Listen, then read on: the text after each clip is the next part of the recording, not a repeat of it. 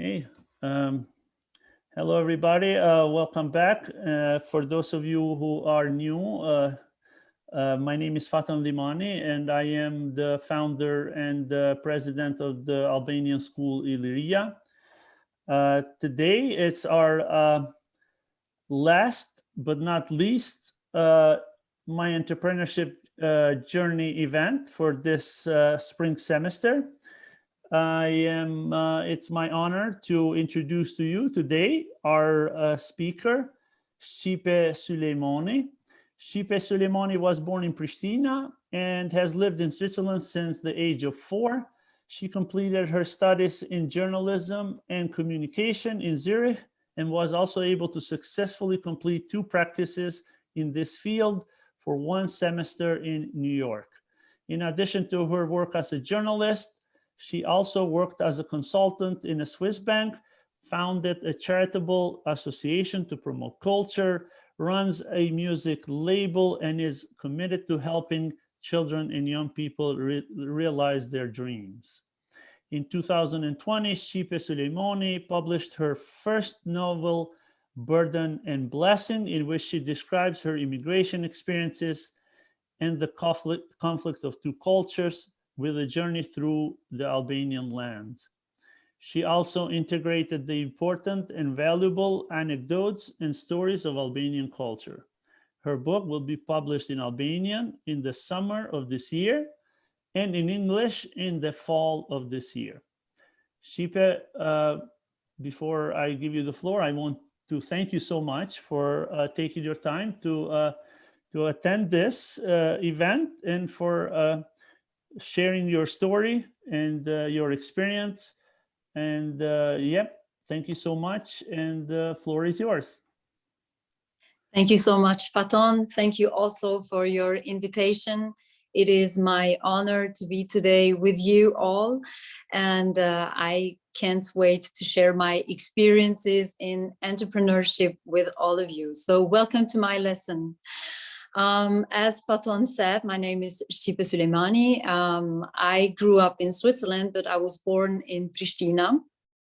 I came to Switzerland as a 4-year-old, and my life's motto would be best described as everything happens for a reason. And I say that because I will tell you a little bit more about my biography before we get to my career. And you will see that all the experiences, bad and good, led to where I am today with you in this lesson. So maybe I'll start there. When I immigrated with my family to Switzerland, I was 4-year-old, a very awakened kid, very humorous and very much attracted to other people, so that when we arrived in Switzerland, I did not know any word in German. That didn't stop me from talking to people with hands and feet on the street and getting to know them and organizing jobs for my parents like that.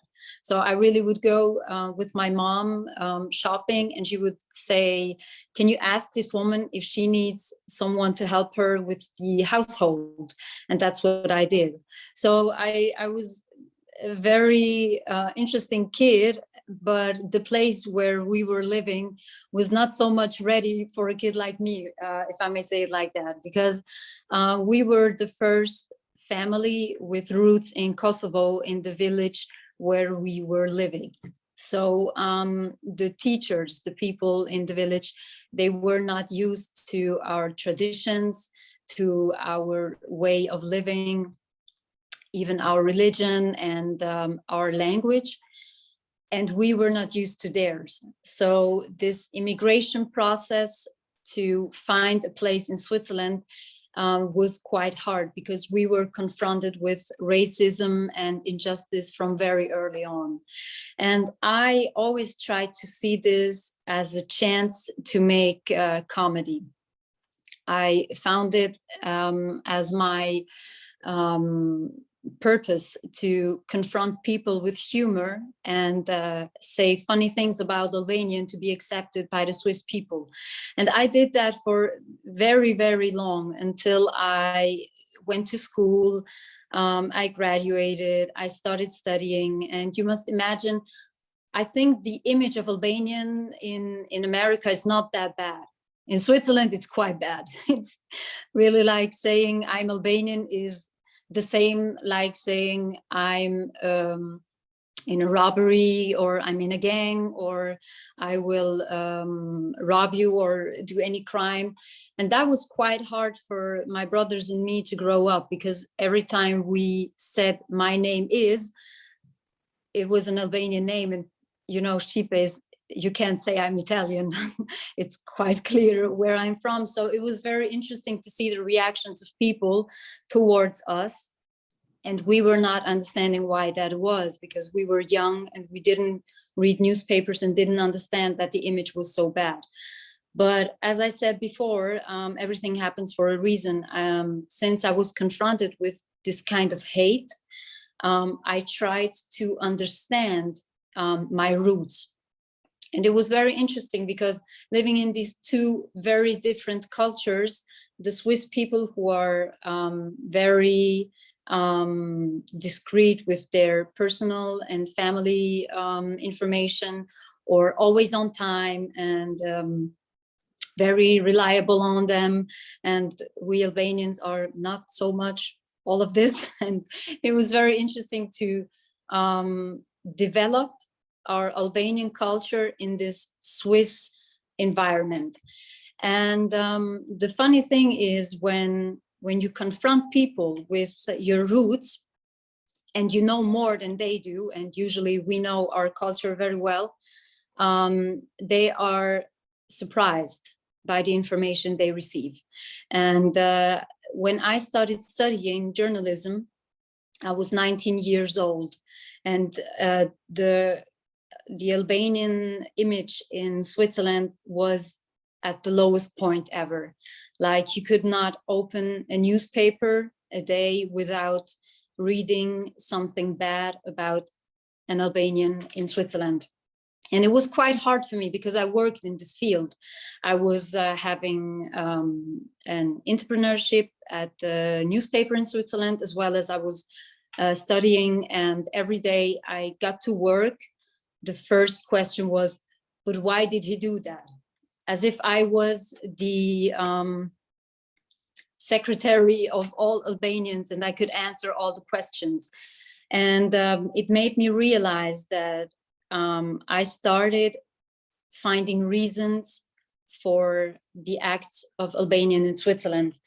And that was not reasonable, and it was not logic as well, because I could not understand them anyway.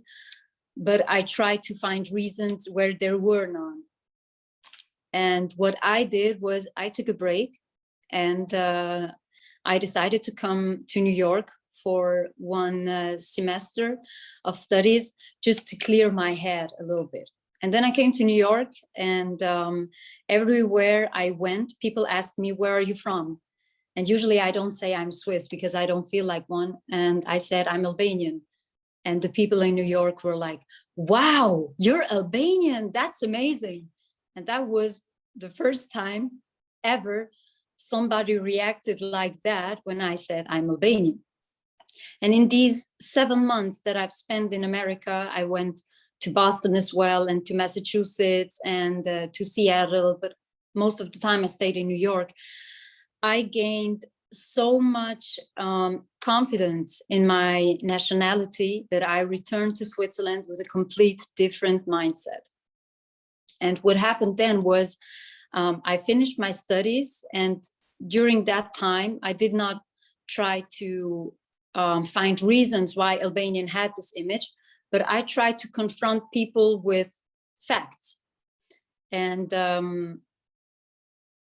soon they reached a point where they started seeing Albanians differently, not only because of me. They were also very funny at that time. Maybe you all know Xherdan Shaqiri, the football player at Liverpool. He's a neighbor of mine. He went to school with my brother. And also, understand? I don't think it's a good idea to hold it. I'm sorry, Shqipe, go ahead. Yeah, No problem. No problem. somebody opened their mic. Yeah, please keep your mic closed. Unless you have a question or something to say, then you can open your mic. Thank you. Yes, please, questions, just straight on. And Gjerdan Shaqiri, exactly, and Granit Xhaka, they were just starting their careers, but they played at the Swiss national team. They decided to not go with Albania or Kosovo later on, but they strictly decided to play for Switzerland. And I had interviews with them, and we really tried to spread the message that we, as the Albanian population of Switzerland, and I'm talking about 250,000 people living in this small country, we were trying to give back something to Switzerland, because during or after the war in Kosovo, Switzerland has taken many refugees from Kosovo and really tried to integrate these people into their culture. Even though that the image was not so good, they tried to give us a place in their society. And what Gjerdan and Granit did was the first step to like build a bridge between these two cultures. So what I did, I was building up to that. And to do that, I had to find my own roots as well. So I had to travel to Kosovo, to Albania, to Macedonia, to Montenegro, to really meet people living in these countries, get to know our culture from every angle, know history, know anecdotes, get to know the different regions, the different accents, the different people living in these countries. And it was so interesting for me because I didn't know then, but I was building the base of my career now, because I had so many stories after traveling to these countries that I tried to write them down, as well as the emotions that I felt during traveling, and describing these beautiful places that we have in Albania, in Macedonia, in Kosovo, in Montenegro, describing the people living there. They're very kind of way, their appreciation for the Albanian living in the diaspora as well, how they talked to me, how they welcomed me as a family member, even though I didn't know these people, and just how thankful they were that every one of us living in the diaspora was trying to spread our culture in the world. And with all these experiences, I returned to Switzerland, and that was when I decided to spread the word. And that was what I did. I took all these beautiful anecdotes and stories and meetings that I had and people that I met and places that I've visited, and I put them together in a book.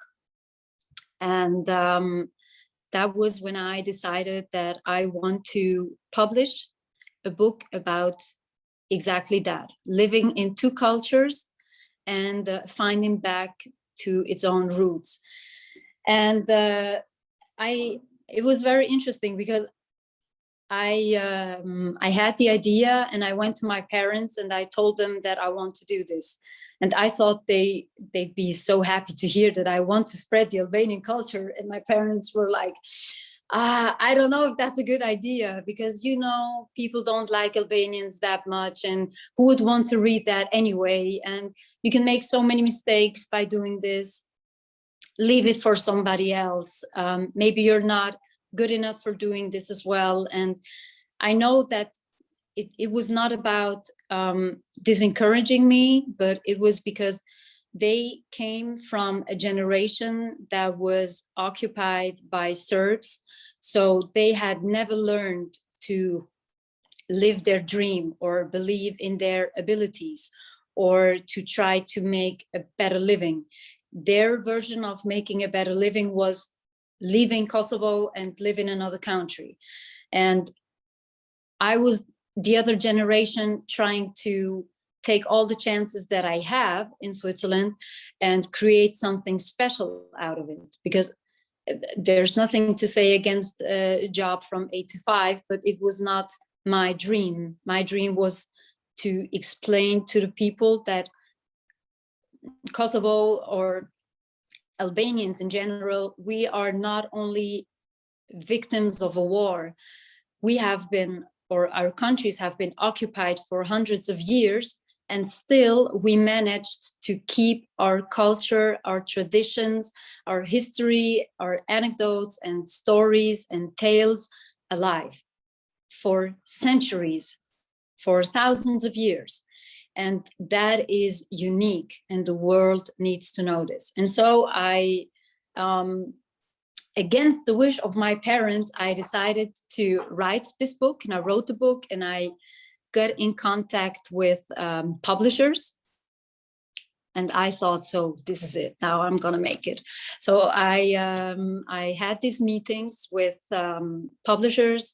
You must imagine publishers most of the time are men over 50 living in Switzerland and never gone further than 100 kilometers away from where they used to grow up. So immigration is not really something they know or they can feel. And when they read my book, they were like, yes, it's good and it's interesting, but it would be so much more interesting if you wrote about war and your experiences and your trauma.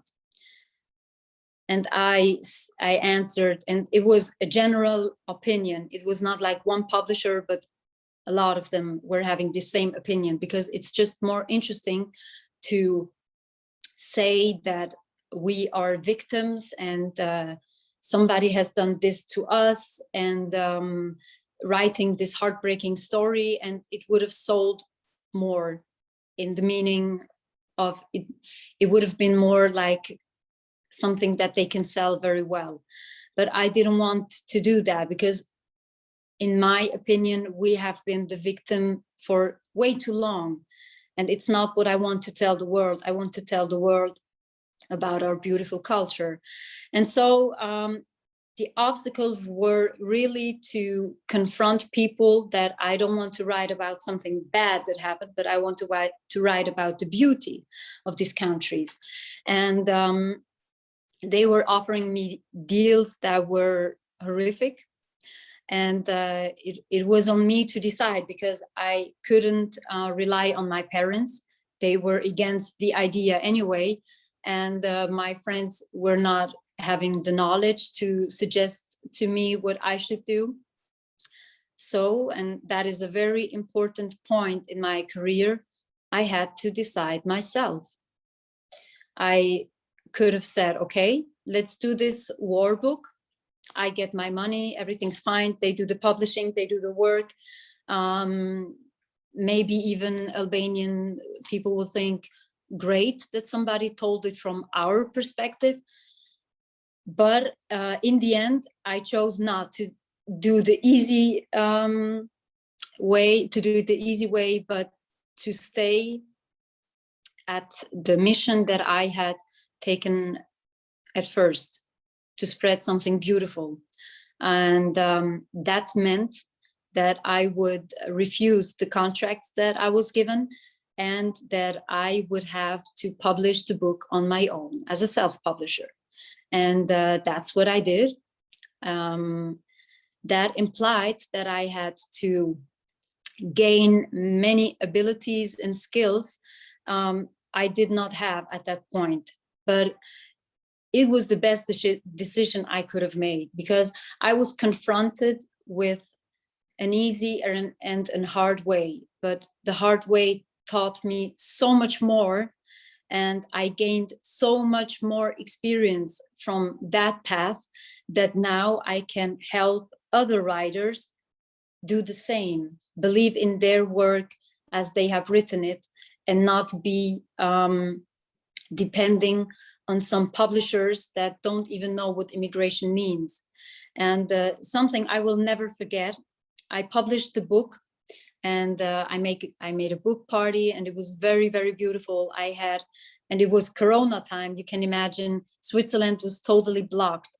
And my book party was on a Thursday, and it was the last cultural event in Switzerland since then. My event was the last one happening in Switzerland. It was so interesting. My event was on Thursday, and Friday they closed everything, and nothing has opened since then. So the media was so interested in who is this woman who publishes a book during a pandemic and even wants to make a book party. Isn't she crazy? And she invites 100 people to this party, and what is happening there? So the media came, like the Swiss national TV came, some regional TV stations stepped by, and some Albanian television as well. And it was only a few days after that I would go back to Kosovo, and I didn't know what was expecting me because nobody had read the book yet. It was just published. And the media in Switzerland hyped it so much that when I went to Kosovo, I arrived Saturday, and from Monday till Saturday, I had 7 interviews. Like Labi, Nikofa me Labi, Diçka po zihet with Geraldina, Mirëmëngjesi Kosovë në RTK, and so on and on and on. And it was such an honor to me because it was the confirmation, like I did it the right way. It was good that I decided what I decided, that I listened to my gut feeling, and that I made myself ready to conquer all the obstacles that were coming, but I was ready to do so. And because of that, I overcame all these problems that were led my way. And the funniest thing of all is that when I returned to Switzerland, there is one newspaper, I don't know if there's something similar in America, but it's like Boulevard, but everybody reads it. And they had published a 1-page article about me and the book. And the name of this article was "The Perfect Swiss, the Perfect Albanian." And it was so funny because this newspaper always writes such bad things about Albanian. And there was this 1-page news about an Albanian girl in Switzerland publishing a book about immigration of Albanians in Switzerland, and with this special title, the perfect Swiss, the perfect Albanian. And I received so many messages because of that. And the selling of the book went through the roof. It was really incredible. And these publishers that earlier on had told me that I would achieve nothing with my book, that nobody would want to read it, that it was too sentimental, too emotional, called back on me saying if I wanted to publish a second book now with them. And of course I said no, because as an Albanian, I have a very, I'm very hard-headed. And once somebody closes the door for me when I needed it the most, I cannot return there anymore. So the second book will be self-published again. And to conclude all this, it was the best decision I made, because after that, I founded an association that helps other writers and cultural workers to spread their message in the way they wanted to. I founded a music label to help artists that sing have a platform where they can develop their knowledge and have somebody by their side that knows how the business works. And all these projects that happened after publishing my book were only because I made the decision to stick with my idea and not let anybody else interrupt with it. And so in the end, everything went well. And that was a little bit of my story of the entrepreneurship journey that I've had. Wow, thank you so much, Shqipe. This is very, very inspiring story. Thank you so much. Thank you for sharing it with us. Anybody has any questions, please unmute yourself and take the floor and ask Shqipe a question. And don't be shy. Po, mos t'ju vjen turp, nëse keni ndonjë pyetje urnani. Unë nuk doja të pyesja, por doja të thosha që në fillimin e saj më kujtoi shumë vetën time, kur kam mbajtur në Greqi. Ka qenë një ratizëm i madh, pasi isha shqiptare dhe muslimane. Më thënë, as fenë e tyre nuk isha, por as vendin nga ata ishin, edhe mbaj mend 6 muajt e parë, rria gjithmonë vetëm në shkollë dhe nuk mos ishte askush, edhe thosë nuk është lasë më asaj sepse është shqiptare. Edhe në fillim që foli shqipja, ma kujtoi shumë ato momente të jetës. Por megjithatë, neve shqiptarët kemi këtë që nuk duam të lëzim viktimën, se që thatë të ekuilibri. Neve kemi atë shprehjen që më mirë të kenë zili se sa të vi gjina. Domethënë jemi shumë krenar, edhe i bën njerëz që të kemi vetë, si njerëz, i bën njerëzit që na duan për atë që ne jemi, dhe jo për atë që ata duan të jemi. Ashtu është, edhe unë e shikoj ashtu. Dhe kam vërtetu shumë herë që ma në fund ajo ishte që më bënte të suksesshme, se është letë që tregova edhe më herët mu drejtu aty ku është rruga më e lehtë, po unë besoj që ne krejt e kemi një ndjenje brenda vetës se ku do të na çon rruga jonë. Edhe pse nuk është letë ta përcjellsh atë rrugtim, besoj që më në fund paguhet në atë aspektin që ti je e lumtur për vendimet që ai ke marrë.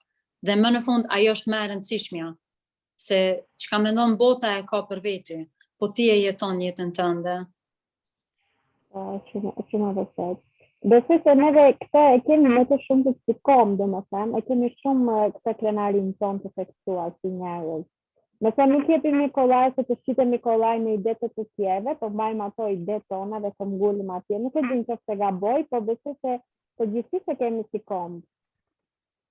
Me siguri që është pak që ajo kokëforcia që e përmenda më herët, po në rastin tim nuk ka qenë edhe keq, me qenë ashtu, edhe besoj që është diçka që e kemi mësuar si komb në shekujt e kalume, se gjithmonë kemi pas nevojë me kundërshtu kundër ata që na kanë okupu. Në krahasim me tjera shtete, ata nuk kanë pas këtë nevojë, këtë skill, ne e kemi forcu shumë në identitetin tonë. Nuk është ndoshta veç kokëforcia, po është edhe surviving, edhe ajo ndjenja që duhesh mi u përmbajt rregullave tua. Mbrojtja e asaj që ke. Është edhe që duan vetën tonë, edhe pastaj mësoj dhe të tjerë që na duan edhe ne. Sepse po nuk e des që ne vetën tonë dhe të tjerë do rrinë në një pikë që nuk do na duan. Po kur shikojnë që neve e duan vetën tonë dhe jemi shumë mirë ashtu siç jemi, thonë, diçka ka këtuja që neve nuk e kemi parë. Edhe fillojnë edhe të tjerë të bëjnë shumë kurioze dhe afrohen gjithmonë të njohin pastaj, të thonë çfarë është kjo që neve nuk e dimë, domethënë edhe na duket në sistem kaq e thjeshtë ose kaq e mirë ose të tjerë. Fillojnë dhe njerëzit të afrohen, të njohin dhe aty kuptojnë vërtet kush njeri kam përballë, domethënë cili njeri dhe afrohen dhe ata që të duan, domethënë vjen dhe betiu. Absolutisht. Më ktheve shumë vite mbrapa, vërtet sot, më ktheve shumë vite mbrapa. Edhe kur më flisje, më rëngjes misi. Si të them, çdo herë kur flasim për shqiptar dy gjeneratave apo edhe imigrimin në shtetet e tjera, ne shqiptar jemi shumë provum keq për këtë temë, se kemi përjetuar shumë herë ja po imigrimi prej Kosovës ose prej Shqipnisë e tjera vendeve në gjithë botën, po edhe brenda vendit tonë gjithmonë kemi duftë me mshef pak kulturën tonë.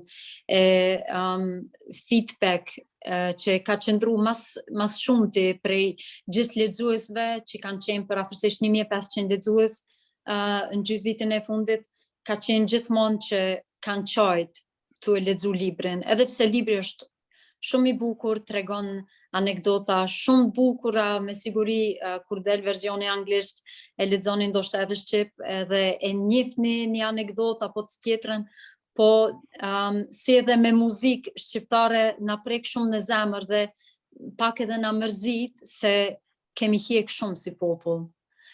Sot jemi në atë pozitën ku këngëtare si Rita Ora, Dua Lipa i tregojnë botës se çka do me thënë me qenë shqiptar, po edhe ne in our daily life ju tregojmë njerëzve çka janë shqiptar, prej kahit vinë, çfarë kulture kemi. Shpresoj që edhe kjo libër pak i ndihmon nacionalitetet të tjerave me i njoftu shqiptar pak.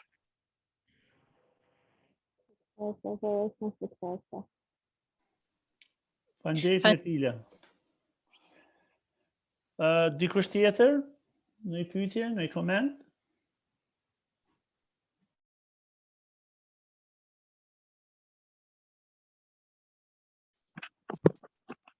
Doja të pyesja për temat e librave që do shkruani në të ardhmen. Çfarë është në të ardhmen tuaj? Çfarë shikoni për këto temat që do diskutoni në librat e ardhshëm?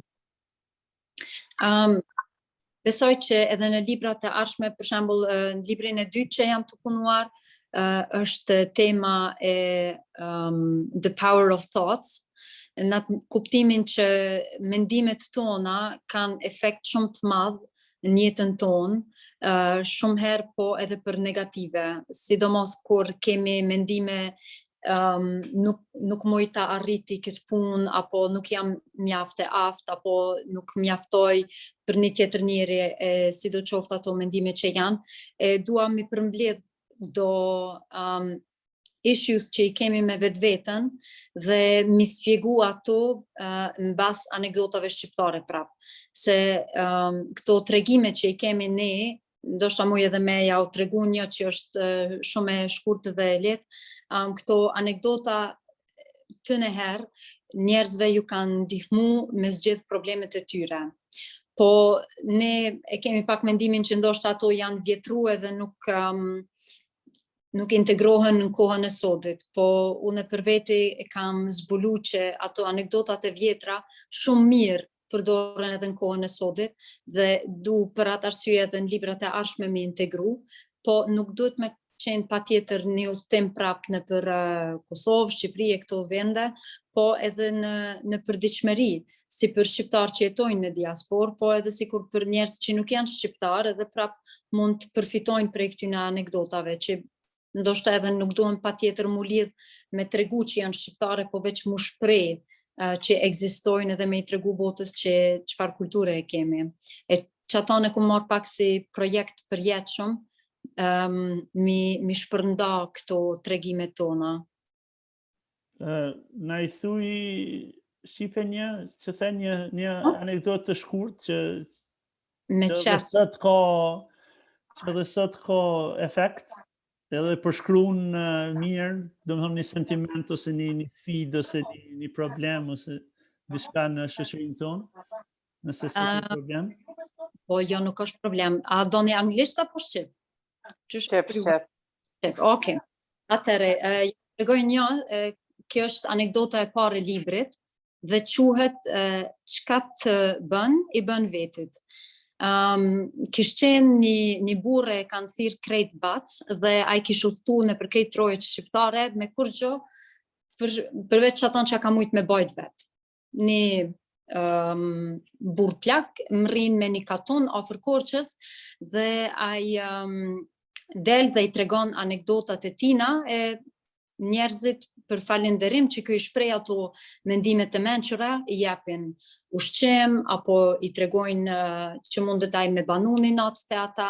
Kështu vjen edhe një burr më i pasun dhe i thot shumë tregime të mira po tregon, hajde son të unë dhe bësh musafiri im. Dhe ky plaki shkon në Boci, shkon aty musafir dhe këta i përgatisin gjitha të mirat ushqimore çka i kanë të shtëpisë, e prej një kinç për ta, edhe ky gjithmonë i falenderon këtij zotrisë të shtëpisë dhe i thot faleminderit shumë, çka bëni e bëni për vete. Dhe kjo e përsërit këtë fjalë çdo herë më shumë, zoti i shtëpisë pak preket se thot, po unë nuk pi bëj këtë për mu, po unë pi bëj me nderu këtë mysafirin, kështu që si po e merr fytyrën me më tregu mu që unë për veti i kam. Dhe në mëngjesin tjetër kur qohen, aq mushet me anger që vendos mja jep me vetin një copë bukë të helmuar dhe i thot i tregoj në këtina a e kam unë për vete apo jo, t'ja mësoj një mësim. Dhe gruaja e tina i tregon i thot mo burri jam se gjëna nuk t'ka bo plaki kur gjo. Ky i thot hajti se unë e di ma mire mësoj unë këton diçka. Dhe kjo gruaja nuk ka çare, ja pregadit një kulaç bukë me helm dhe ja jep këtij bacit me vete. Ky niset prap rrugës ti dhe tu e sheh ulën një ushtar të ri për toke. Dhe i ofrohet atina, ushtari tregon që shumë u lodh në luftë dhe nuk e ka larg shtëpinë e tij, po nuk ka hangër me dite dhe shumë u untu dhe po nuk po ka ma forcë me vazhdu rrugën e tij. Ky plak është shumë zemër mirë dhe ja jep kulaçin që e ka marrë prej asaj familjes dhe ja jep këtij djalit. Ky djali e han kulaçin, merr pak forcë dhe nisës rrugës të vet. Kur mrin të shtëpia e prindrit e tij, sa e ka për qafe babën dhe nanën, helmi fillon të kallzon efektin e tij dhe ky burri rrëzohet për toke. E kur e pyesin prindri, po djali im çka ki, thot, o po m'duket një kulaç që ma dha një bac rrugës, të ko ka qenë i keq se myti dhe vdes djali dhe prindrit kuptojnë që kulaçin që ja kanë dhënë atij bacit, nuk e ka hëngur ai baci, po djali i tyne dhe ma në fund e pati me drejt ai baci, çka i kanë bë vetit. E që kjo është një prej anekdotave të para në libër. Shumë faleminderit Shqipe. Faleminderit Shqipe që përgjigje pyetjes time, faleminderit Faton që organizove këtë eveniment, ishte shumë anekdot me shumë kuptim. Edhe Shqipe si ke dëgjuar këto anekdota dhe mendon që këto librat e tu mund të futen si tekste mësimore, ndoshta për shkollat e mesme apo për universitetet? Po, unë brenda udhëtimeve të mia, kam qenë në Kosovë, Shqipëri, Maqedoni dhe Malzi, kam qenë 7 apo 8 herë dhe gjithmonë kam lyp biseda me venali, se është shumë ma interesant kur njerëzit nuk e din me çfarë arsye ti i pyet për kulturën e tyne se vetë tregojnë. Ndoshta edhe ju jeni këtë eksperiencë, jeni me një vend ku mbohet një nej dhe dikush gjithmonë e tregon një anekdotë. Ose e shpreh një fjalë apo një mendim dhe është shumë e mençme. Unë vetëm kam dëgju dhe i kam shënue krejt këto anekdota, për afërsisht një 200 anekdota i kam mbledh. Në librin e parë jam vetëm 40, se libri nuk pat më shumë vend dhe i kam lidh gjithmonë me situatat të sodit, që me u vërtetue që anekdotat nuk janë vetëm të vjetra, po që mundesh edhe në kohën e sodit me i përdorë dhe që kanë vlerën e tyne. Në Zvicër, ku libri u publiku së pare, tashit jam në biseda për me integru e librin edhe në shkollat të Zvicrës, jo vetëm për anekdota shqiptare, po sepse edhe e përshkruan këtë procesin e integrimit gjeneratës dytë me një shtet tjetër. Për shembull, në Zvicër jetojnë 250.000 shqiptar, po 35% popullsisë të Zvicrës janë me një background të imigrimit. Do me thonë, nuk janë zvicran, po vim prej një tjetër vendit në Zvicër. Dhe Zvicra mundohet shumë, sidomos kur ka literaturë që përpiket sidomos me këto tema, me integrue. Libri kur del në gjuhën angleze, shumë e kam interesin e madh me integrue edhe në Amerikë, në pjesën shkollor, apo edhe në Kosovë, kur përkthehet tash në gjuhën shqipe, në Universitetin e Prishtinës, ku e kanë një kurs gjermanisht, librin kam pas mundësi me dorëzu dhe ata në Kosovë, në Prishtinë, tash arsimohen me librin tim për integrimin e shqiptarëve në diasporë, që është shumë interesante. Besoj që edhe në të ardhmen, se libri tek që gjysmë viti që u botu, besoj që edhe në të ardhmen kam me pas mundësi me integrue në shkollë apo në shkollim të shqiptarëve edhe të tjerëve në krejt botën. Faleminderit Shqipe. Faleminderit për tjetërin. Faleminderit Erin. Dikush tjetër, a ka ndonjë pyetje? Veç me faleminderit Shqipen që ka gjetë kohë, na tregu dhe me na inspiru, faleminderit për Fatan, për biteja. Ndoshta disa kishin me taku, as fizikisht as në kohën e Zoomit. Po karierë pandemia që ka të keqe, në thëmë ka pasur disa të mira, se s'ishin taku as virtualisht. Patjetër. Me disa persona, sinqerisht, kishmi marrë mësime të mira, që mund të taku me shumë njerëz. Po, ashtu është edhe unë tham, çdo herë kjo pandemi ka pru edhe diçka të mirë, kemi pas edhe më marrë me teman që ndoshta në vitet e fundit nuk kemi pas edhe aq kohë ose përkushtim me mu përkedestu për to. Kjo pandemi pak edhe familjet na ka ofrue ma shumë, çka ka qenë shumë interesant, një burr ma në kohë, ma ka qunë një feedback përmes LinkedIn dhe më kanë tregu që vajzat e tij që nuk kanë qenë fare të interesuar për kulturën shqiptare, se janë gjys shqiptare gjys zvitrane, kanë dëgju për librin tim, pej kuriozitetit e kanë porosit, e kanë lexu dhe kanë konfrontu babën e tyne me një anekdotë shqiptare që ai e ka njoft prej babgjyshit tij. Dhe ai po më shkruan mu mesazhin edhe po më shkruan me lot po të shkruaj se për herën e parë në jetën time, vajzat e mia janë të interesuar në kulturën shqiptare për shkak librit tënd. Shumë më ka prek ajo se ajo është larg prej imagjinatës time që mujt me ndodh një gjë të tillë, po shkak pandemisë njerëzit janë në shtëpi, lexojnë edhe ashtu ndodhen tani. Dhe u lumtojnë edhe mësojnë njëkohësisht se në karantinë s'ke pas çka me bëu, kështu që je angazhu, ke pas aktivitet online edhe është pjesë aktivitetit që ke mësu. A ke pas shitje shqipërisht pa libra i ke shit? Tu i ke shit më shumë? Po deri tash në 6 muajt e fundit janë shit 1500 libra. Nuk është shumë keq dan. Jo, mirë që në kanë. Mirë. Online të bëshitje një librave, apo? Ku i ke marrë anekdotat? Kanë tregu tjerë, ti ke mbledh në internet, apo nga gojdhenat e pleqve? Po, me pleq, sidomos në biseda. Në internet jo. Edhe nuk kam gjetë, po edhe nuk e kam pas atë... Qarësyshme është. Po, edhe e ka atë të vetën kur një plak ta tregon ty një anekdot që e kam bajt gjithë jetën me vete. Ma e mirë, është ma originale. Ma originale, edhe me ndjenje. Sa e ta tregon ty anekdotën se e ka përjetu edhe vetë. Të me thonë, edhe ajo lidhet dikon, dhe që ajo është që ma interesant. Për gjitha edhe kam udhëtu ka shumë në Kosovë dhe në vende tjera, për mi njoftu njerëzit edhe mi ndëgju anekdotat e tyre. Faleminderit shumë. Të sa mirë të ke qenë në qëtë kohë edhe motiv, i ke këthy pak vëmendjen e shqiptarëve, dhe pse janë lindje rritat që i ke inspiru me lexu. Shpresoj që është ashtu. Faleminderit shumë. Faleminderit Arieta.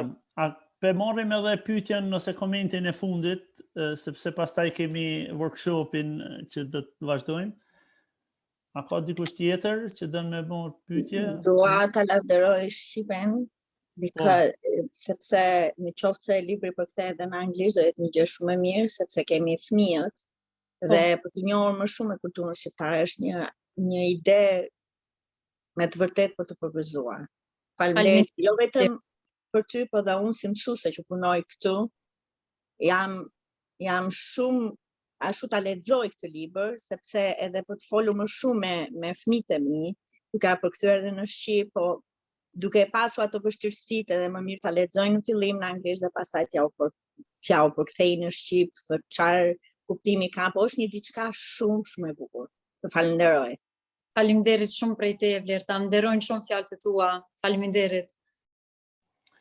Dikush tjetër, me që komenti Blertës ke i shkurt, a kemi edhe dikën tjetër? Nëse jo, atëherë unë shqipe në emër të shkollës, edhe po besoj edhe të pjesëmarrësve sot, të falenderoj shumë që ke gjetë kohë me ardhë me nda historien tonë dhe me ne. Të urojmë shumë edhe më shumë suksesin të ardhmen. Besoj që do të rrim kontakt edhe do të shifemi edhe në bashkëpunimet e ardhshme. Edhe pjesëmarrësve ju falenderoj shumë për kohën që keni gjetë me marrë pjesë, për ata që janë këtu edhe për workshop, rrini këtu, e për ju tjerët, shifemi në eventet dhe programet e ardhshme të shkollës Shqipe Iliria. Edhe njëherë Shqipe ju falenderoj shumë, ju uroj shumë suksese, e miru pafshim në aktivitetet edhe bashkëpunimet e ardhshme. Faleminderit Faton, edhe juve çdo të mirë. Shpresoj të miri. Faleminderit. Faleminderit shumë gjithëve. Faleminderit. Faleminderit. Faleminderit.